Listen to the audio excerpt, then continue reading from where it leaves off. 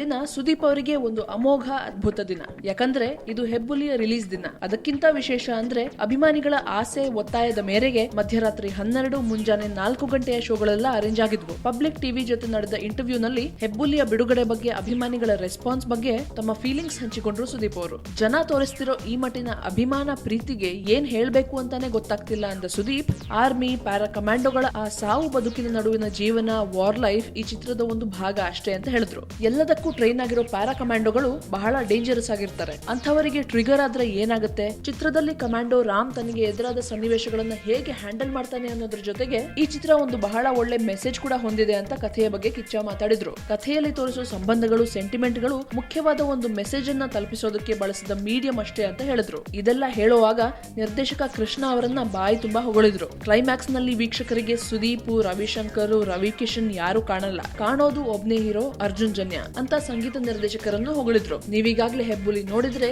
ನಿಮ್ಮ ಅನಿಸಿಕೆಯನ್ನ ನಮಗೆ comments box ನಲ್ಲಿ ತಿಳಿಸಿ. ಹಾಗೆ ಲೈಕ್ ಮಾಡಿ, ಶೇರ್ ಮಾಡಿ, ಸ್ಯಾಂಡಲ್ವುಡ್ ಸೆಂಟ್ರಲ್ಗೆ ಸಬ್ಸ್ಕ್ರೈಬ್ ಮಾಡಿ.